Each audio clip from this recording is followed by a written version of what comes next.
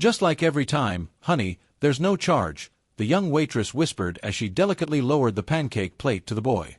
Never expecting anything in return, she never even asked his name. The neighborhood was silent that morning, though, as 4 shiny black SUVs parked outside the eatery. Stepping out of the building was a man clad in full military regalia, his hand cradling a delicately wrapped letter. In what ways did they interact? What gave everyone the willies when that woman left? Step right into QH. What really transpired has to be revealed. At the age of 29, Jenny Millers worked as a waitress at Rosie's Diner, a modest eatery nestled in rural Kansas, sandwiched between a hardware shop and a laundromat. From day to day, her life was very regimented. Be up at the crack of dawn, make the 3-block trek to work, cinch her waist with her old blue apron, and welcome the morning regulars with a smile that concealed her loneliness. Above the pharmacy, in a 1-bedroom apartment, she lived alone. The only family photos she had faded with the years. At the age of 15, her father passed away, and 2 years later, her mother. Due to her arthritis, Jenny's aunt had relocated to Arizona, leaving her with just Christmas phone calls and letters. Jenny initially laid eyes on the youngster on a Tuesday at the beginning of October.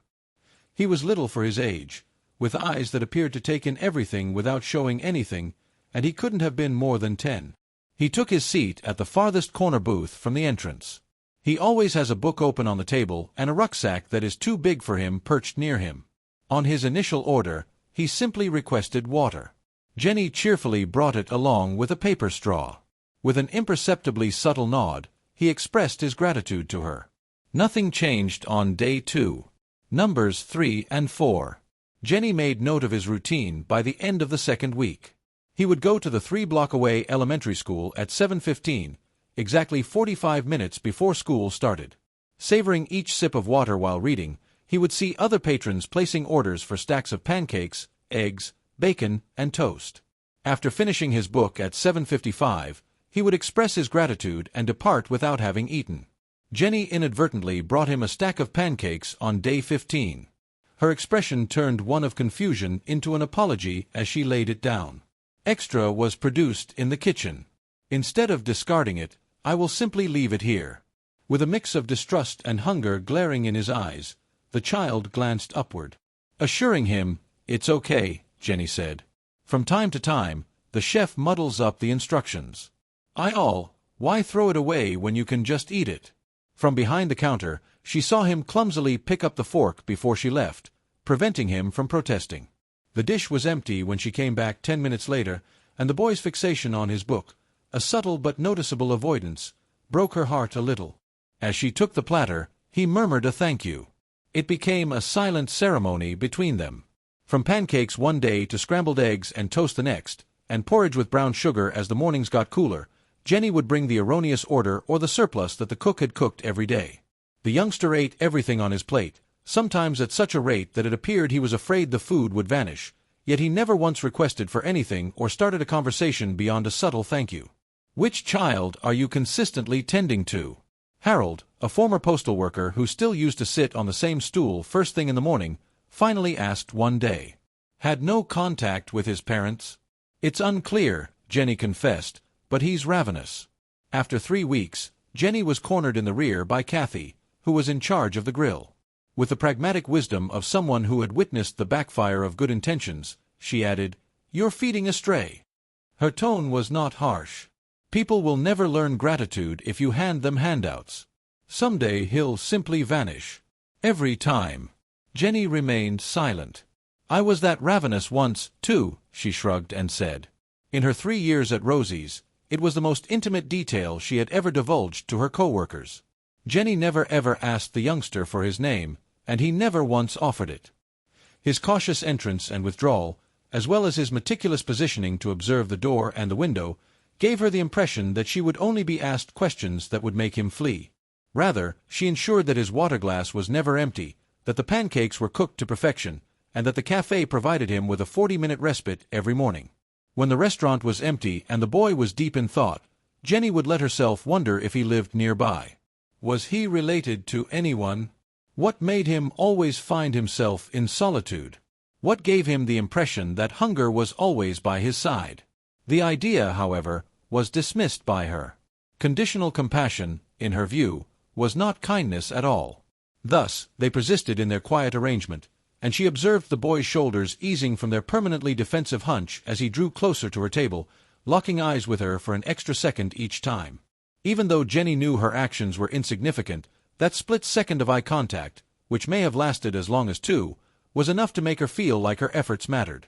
By the 6th week, Jenny's routine with the youngster had caught the attention of others. Though a few couldn't help but chime in, the majority remained silent. Their remarks were tinged with the unique callousness of individuals who have lost touch with what it is to require assistance. "Using business time to volunteer?" inquired a businessman who was a regular at the eatery, his tone indicating that he disliked the whole deal. "Handouts are everywhere these days, and kids expect them." Another regular made the observation that things must be changing. "Nobody used to hand out free food to those who looked down in the dumps when I was growing up." These remarks were heard by Jenny, but she allowed them to roll off her like rain on a window pane. She had discovered at a young age that arguing for kindness would frequently cause its detractors to become more heartless. But the manager of the eatery, Mark, wasn't to be disregarded without consequence. Underneath his continually sweating brow, he summoned Jenny to the cramped office located behind the kitchen one morning. "I've been watching you with that kid," he continued, tapping his fingers against the laminate desk. "Employees providing complimentary lunches is not acceptable. It establishes a standard that is detrimental to businesses." Jenny fiddled with her apron. "This makes sense to me.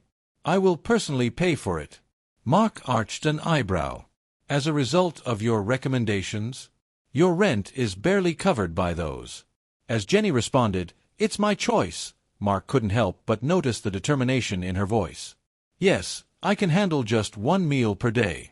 Eventually, Mark let out a weary groan. "Sure, but if it's interfering with your work or if that child is causing trouble, it will end right away." "Get it?" Jenny felt a wave of comfort as she nodded. This settlement was acceptable to her, but she had feared reprimand or possibly termination. Before paying for the boy's breakfast each morning, she would put away a portion of her tips, money that could have been used for a new winter coat or the dental visit she had been putting off. The lad failed to appear on an especially chilly November Thursday. Anxieties setting in, Jenny felt compelled to check the door at regular intervals. Still, she made his signature pancakes and left them at his vacant booth, just in case. As Kathy shook her head in disapproval, she muttered something about food being wasted. When the clock struck 12, the unattended dish had transformed into an imploring sign. Feeling guilty about throwing away the chilly pancakes, Jenny wrapped them and brought them home.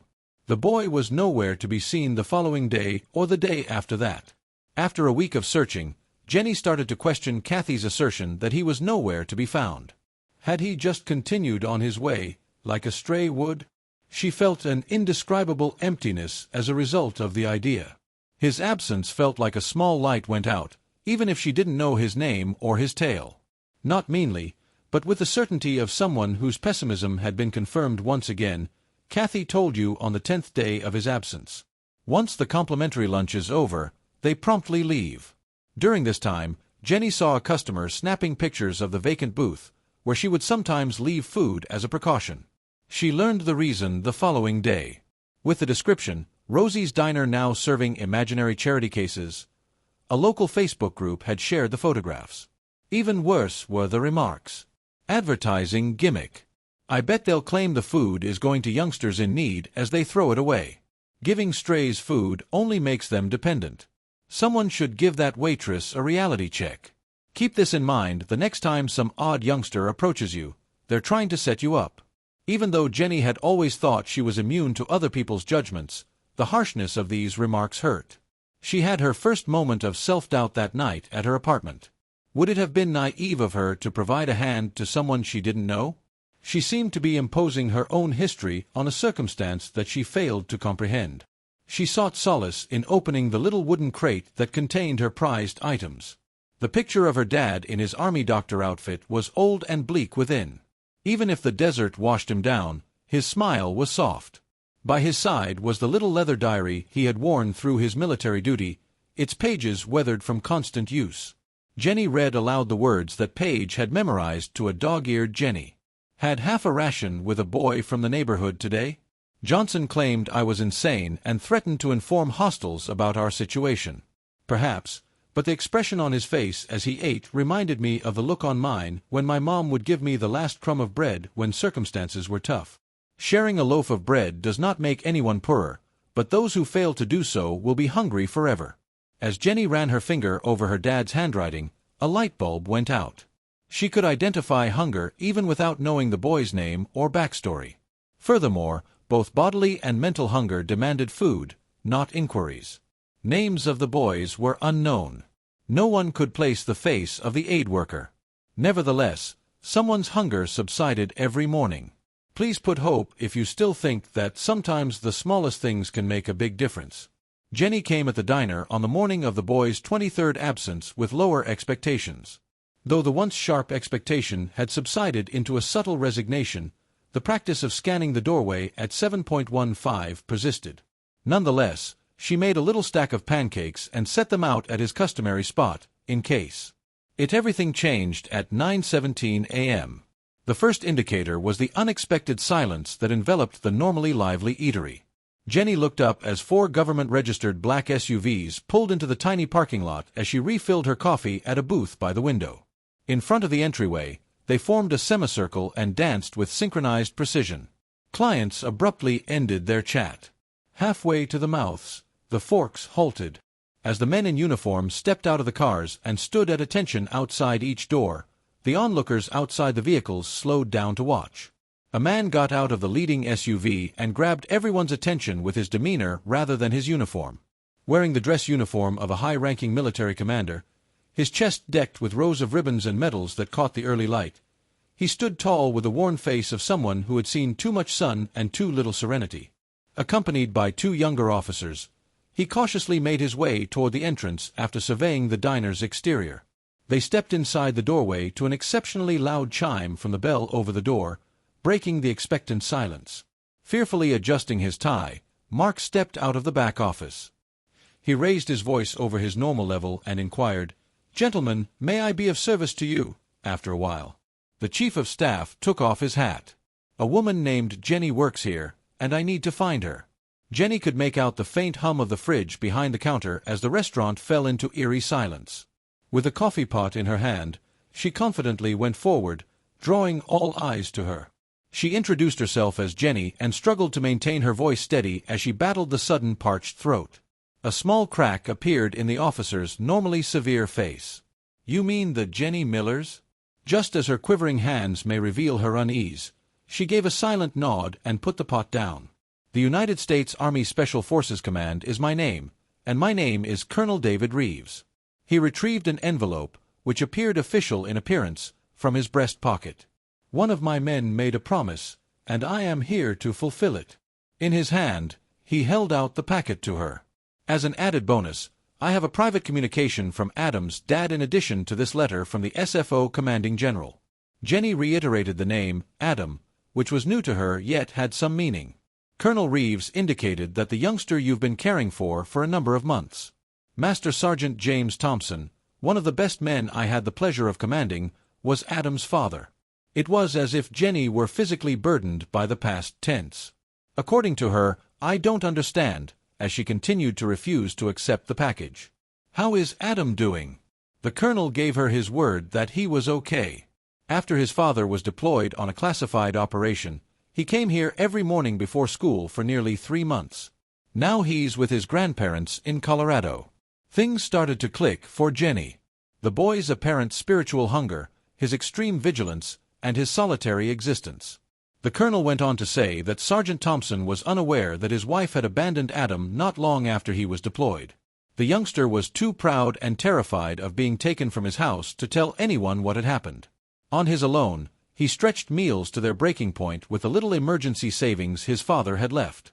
Shock resounded through the restaurant as a whole. Feeling her heart tighten, Jenny imagined Adam, who now had a name and a narrative, struggling to exist on his own while waiting for a father who would never come back. According to Colonel Reeves, Sergeant Thompson was killed in Afghanistan 2 months ago. His voice was formal yet emotional. In his last letter, he urged us to express our gratitude to Jenny, the diner employee who fed Adam without inquiry, in the event that anything were to happen to him.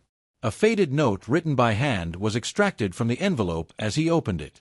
Please locate the individual who has been feeding my son breakfast in the event that I am unable to return, he wrote. Adam brought her up in his correspondence with me. He claimed she never embarrassed him or asked him why he was by himself. Without any expectations, she simply continued to feed him every day. Notify her that she did more than merely satisfy a hungry child's hunger. The honor of a son of a soldier was safeguarded by her. Tears clouding Jenny's vision, she accepted the letter with shaky hands. As he went on, the colonel's voice seemed distant. Sergeant Thompson's memorial service included reading of the letter. The entire Special Forces community made it their mission to locate you and express our gratitude in person after Adam eventually informed us about you. Even though we didn't know him, the fact that you helped a child of one of our own, his voice caught briefly, means a lot to us all. There was total quiet in the restaurant. Astonishment and, in some instances, embarrassment showed on the faces of even the mockers as they sat frozen in place. With an air of profound reverence seldom shown to civilians, Colonel Reeves stood tall, snapped to attention, and saluted formally. Everyone others in the military formation did the same behind him. This is to express our deepest gratitude on behalf of Adam, the United States Army Special Forces, and our comrades in arms, Master Sergeant Thompson. Jenny was paralyzed with emotion as she realized the profound impact her seemingly insignificant acts of kindness, providing a youngster with pancakes and eggs, a glass of milk, and an unquestioned smile, had on a father enduring unfathomable hardships and a son battling for survival away from home. I simply could not bear to watch him go hungry. She finally succeeded, her voice barely audible above a whisper. Colonel gave a subtle nod. Ms. Millers, sometimes that's all that's needed. Giving food to a hungry child without probing them to find out why they're hungry can be the most selfless act of kindness. Everyone in the room, including the soldiers stationed outside the trucks, saluted in perfect harmony, as if at a predetermined signal. Diners were moved to mute reverence as they stood up in the restaurant to see the event.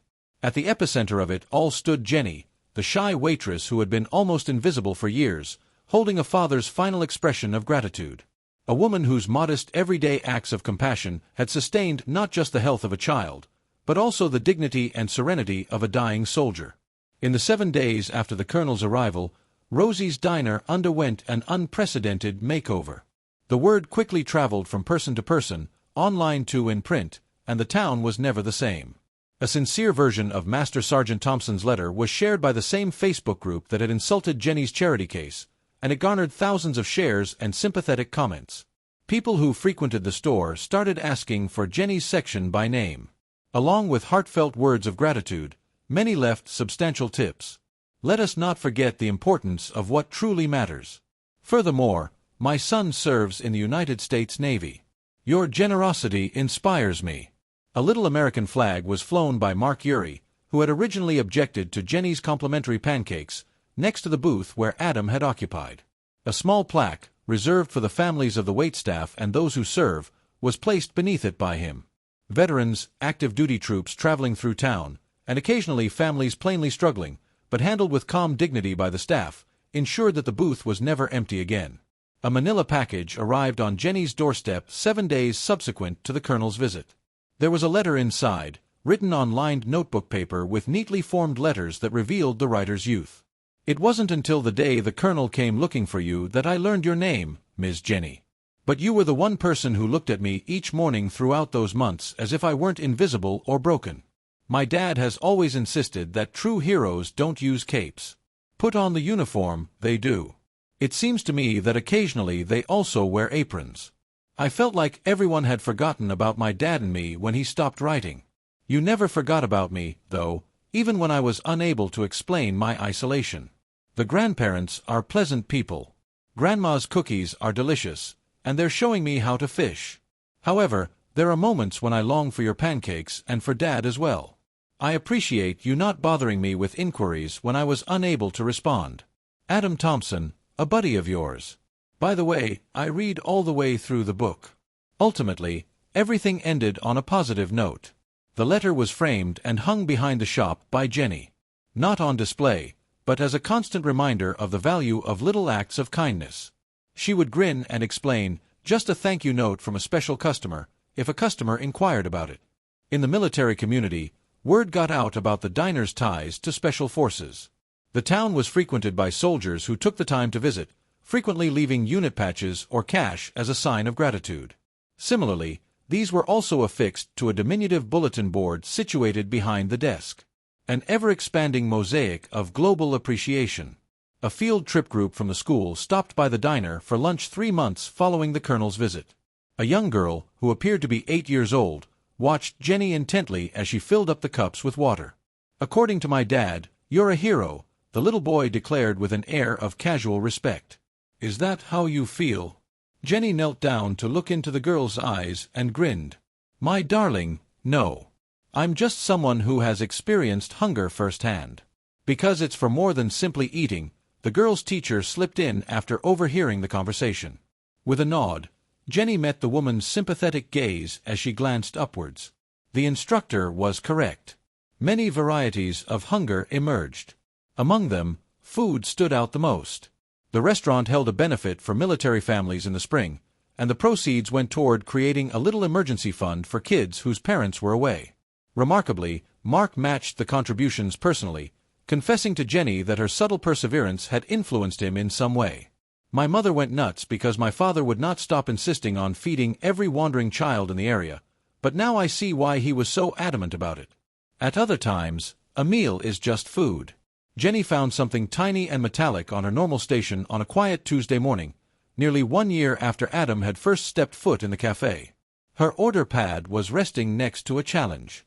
Coin, a unique token distributed solely to members of a military unit. On one side, you could see the Special Forces emblem. Semper Memor, always remembering, was custom engraved on the other. In her quest for anyone might have departed, Jenny scanned the deserted restaurant.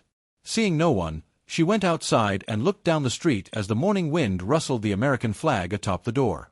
Aside from the town waking up, the sound of sprinklers tickling lawns, and the distant sound of the school bus making its first circuits, there were no peculiar cars parked nearby and no waiting messengers. She put the quarter into her pocket, feeling its weight as a reassuring reminder that unanticipated acts of generosity can have surprising consequences. Later that night, as Jenny was hanging up her apron to go home, she saw Mark putting up a new sign in the window of the diner. "No one goes hungry, no matter how much or how little you pay." It was a simple but eloquent statement. He awkwardly shrugged when he realized she was observing. "We decided it was time for a new policy." Jenny read the silent approval in his gesture and grinned, quietly committing to seeing the need in others and providing what was most needed, without making any public pronouncements or speeches. No questions asked, just delicious food. With the sun setting behind her, she made her way home, the challenge firmly planted in her pocket. Jenny pondered Adam, who was now living with his grandparents in Colorado, carrying on his father's legacy and, maybe, the hope that even at the worst of times, unexpected generosity can be found. Recognizing all those who aid isn't necessary. Just knowing that someone isn't hungry today might have a profound impact on certain people. In the blink of an eye, this tale will be forgotten, but history will remain mute unless you repeat it. Stay tuned to incredible stories for a world where kindness, justice, and memory are safeguarded to the very end.